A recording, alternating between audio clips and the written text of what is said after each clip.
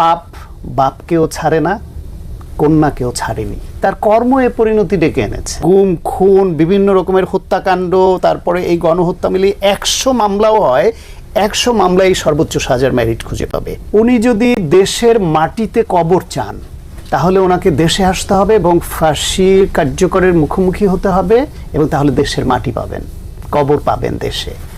আর যদি ফাঁসির হাত থেকে বাঁচতে চান তাহলে ওনার মৃত্যু দেশের বাইরে হবে, দেশের মাটি ওনার কপালে জুটবে না। সাহেবের মতোই একটা বিষয়ে আমারও একটু স্পর্শকাতরতা আছে, যে আমি সাংবাদিক শফিক রেহমানের ফলোয়ার এই বিষয়ে।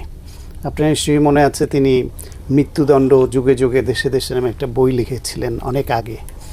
তখন তিনি মৃত্যুদণ্ডের বিরুদ্ধে সারা পৃথিবীতে যে মুভমেন্ট হচ্ছে তার পক্ষে কাজ করতেন এবং আমাদের সঙ্গে কথা বলতেন এ নিয়ে, এবং কত মৃত্যুদণ্ডের রায় যে পরবর্তীতে ভুল প্রমাণিত হয়েছে সেটা ওনার বইতে আছে।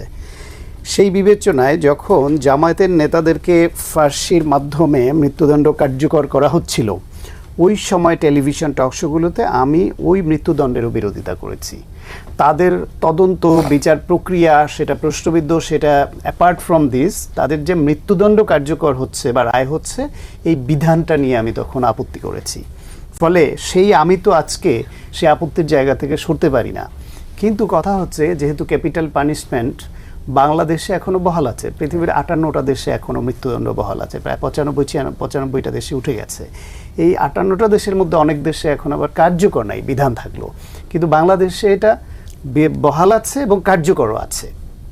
সেই বিবেচনায় আমি এটাকে মৃত্যুদণ্ড শব্দটা না বলে আমি বলি যে শেখ হাসিনার সর্বোচ্চ সাজা হয়েছে। বাংলাদেশের আইনে যে সাজা বিধান আছে তাতে তার সর্বোচ্চ সাজা হয়েছে। সর্বোচ্চ সাজা না হয়ে আর তার ব্যাপারে আর কোনো অপশন তো নাই। শেখ হাসিনাকে যদি 100 ইন্ডিভিজুয়াল মামলায় 100 বার সর্বোচ্চ সাজা, সেটা মৃত্যুদণ্ড, ফাঁসি যাই বলেন, সেটা দেওয়া হয়, তাহলে সেটা কম দেওয়া হবে। সে অপরাধ এত বেশি করেছে।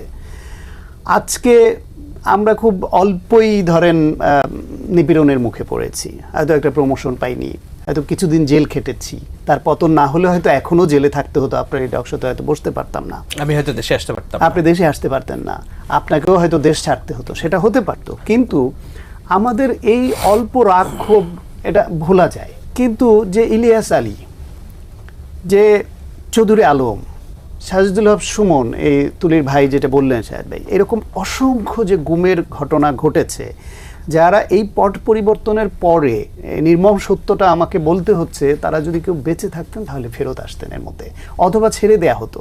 তার মানে যারা ফেরত আসেনি এখনও, বা আয়নাগর থেকে যারা বেরিয়েছেন তাদেরও আমরা পেয়েছি, তাদের বেলায় এখন এটা মোটামুটি সবাই মেনে নেওয়াটাই ভালো যে তাদেরকে শেখ হাসিনা বাঁচিয়ে রাখেনি।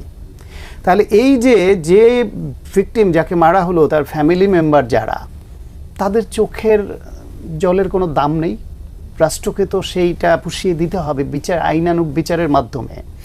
এই যে এত বছর ধরে এত অন্যায়, এত অবিচার করেছে, বেগম খালেদা জিয়াকে যেদিন আদালতের রায়ে কারাগারে পাঠায়, সেদিন ফেসবুকে আমি একটা স্ট্যাটাস দিয়ে শেখ হাসিনার জন্য দোয়া করেছিলাম। দোয়াটা ছিল যে আল্লাহ যেন ওনাকে ক্ষমতা থেকে যাওয়ার পরে অন্তত 2-1 বছর বাঁচিয়ে রাখেন। এটা কিন্তু স্রেফ আল্লাহর কাছে দোয়া করা, কিন্তু ওই বাঁচিয়ে রাখার দোয়ার মধ্যে আমার ভেতরে একটা কষ্টের প্রতিফলন ছিল যে এই যে খালেদা জিয়ার প্রতি যে অন্যায়টা করলো, উনি যেন ক্ষমতার বাইরে গিয়ে 2 বছর বেঁচে থাকলে এই অন্যায়টা যে করেছেন তার বিচারের মুখোমুখি যেন উনি হন।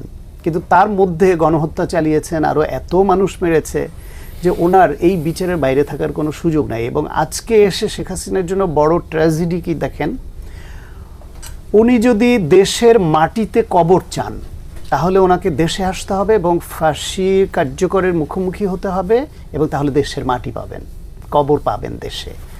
আর যদি ফাঁসির হাত থেকে বাঁচতে চান তাহলে ওনার মৃত্যু দেশের বাইরে হবে, দেশের মাটি ওনার কপালে জুটবে না। পাপ বাপকেও ছাড়ে না, কন্যাকেও ছাড়েনি। শেখ হাসিনার এই পরিণতি কি অনিবার্য ছিল? ডেফিনেটলি তার কর্ম এ পরিণতি ডেকে এনেছে। আচ্ছা, বললাম না আপনাকে, তিনি ওই শেখ হাসিনা যা করেছে তাতে অন্তত 100 মামলা যদি ইন্ডিভিজুয়াল আলাদাভাবে হয়, গুম, খুন, বিভিন্ন রকমের হত্যাকাণ্ড, তারপরে এই গণহত্যা মিলিয়ে 100 মামলাও হয়, 100 মামলায় সর্বোচ্চ সাজার মেরিট খুঁজে পাবে। ওর অপরাধের সংখ্যা এত বেশি। সে শুধু আমাদের অধিকারকে হত্যা করেনি, আমাদের গণতন্ত্র হত্যা করেনি, আমাদেরকে এই দেশটাকে অর্থনৈতিকভাবে লুটপাট করে ধ্বংস করেনি, সে টার্গেট করে করে তার রাজনীতির পথে কারা কাটা হতে পারে তাদেরকে সে পরিকল্পিতভাবে চিহ্নিত করে কাউকে ক্রসফায়ারে ফেলে হত্যা করেছে, কাউকে গুম করে হত্যা করতে নির্দেশ দিয়েছে, কাউকে জেলে পুরে রেখেছে। সর্বশেষ খুবই ইনোসেন্ট একটা দাবি নিয়ে যে ছাত্ররা একটা আন্দোলনে নামলো যে তার চাকরিটা মেধার ভিত্তিতে পেতে চায়, তাও পুরো কোটা বাতিল চায়নি ওরা মানে এটা একটা সহনশীল পর্যায়ে একটা ন্যূনতম পর্যায়ে নামিয়ে আনার দাবি করেছিল। সেটা না মেনে তার যে দম্ভ এবং কোথায় গেল সেটা একটা গণহত্যায় রূপ দিয়ে ফেললো। আসলে বলে না, মানে ইসলামে এরকম আছে যে পাপ করতে করতে অতিরিক্ত পাপ করে ফেললে একটা পর্যায়ে আল্লাহ তাকে আর শুধরে ফেরত আসবার মতো ক্ষমতা নাকি তার মধ্যে আর রাখে না, সে আরও পাপ করতেই থাকে এবং এক পর্যায়ে অনিবার্য পতন হয়। শেখ হাসিনার বেলায় সেটাই হয়েছে। না হলে এত মহাপরাক্রমশালী, এত বছর থাকলো, এত বড় দলের নেত্রী শেখ মুজিবের কন্যা, তার দেশ ছেড়ে পালিয়ে যেতে হলো গণহত্যা ঘটিয়ে।